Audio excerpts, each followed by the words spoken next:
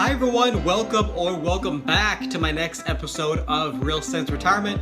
I'm your host, Isaiah Rial, financial advisor with Laguna Wealth Advisors, and in today's episode, I'm going to talk to you about RMDs, Required Minimum Distributions. You most likely have heard this term before, and for many of us, retirees, pre-retirees, we will have to address this topic at some point of our retirement. So it's important to be aware of what this is.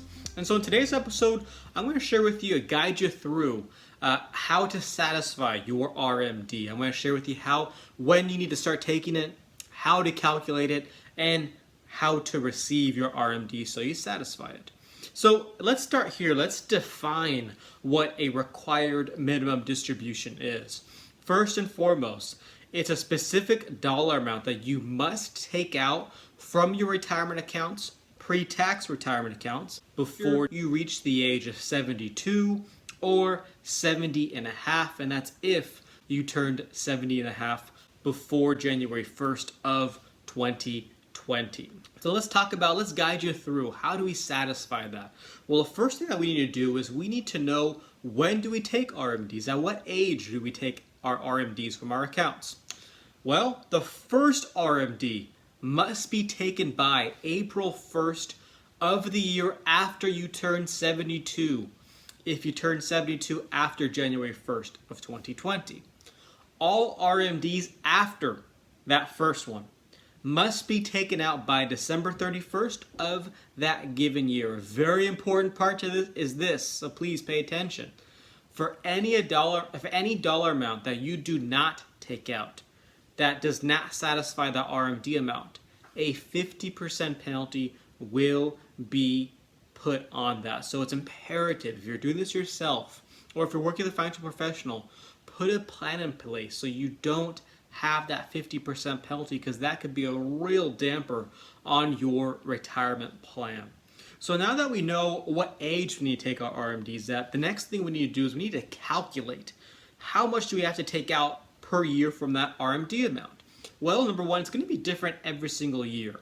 And there's some calculators that you can use to help decide that.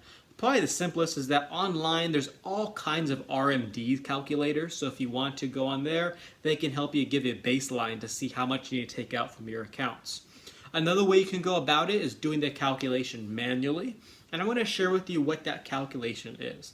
What you have to do is you have to get the value of your traditional IRA account at the end of that tax year, and you divide that by the life expectancy factor determined by the IRS. So online, the IRS has life expectancy factor tables. That's what you use to help determine what your RMD amount is going to be for the given year. Another important note is that you have to do this. You have to calculate your RMD amount for every retirement account that you have separately that has not been taxed yet. You can't combine all of them into one and then do your calculation. That's not going to work. You have to do your RMD calculation for every single account that you own that has not been taxed yet. Now that we know the calculation, the next thing we need to do is we need to decide how to receive these RMDs. There's a couple different ways you can go about it. Before I show you the options, let me share this with you. There's some flexibility of how to take out your RMDs.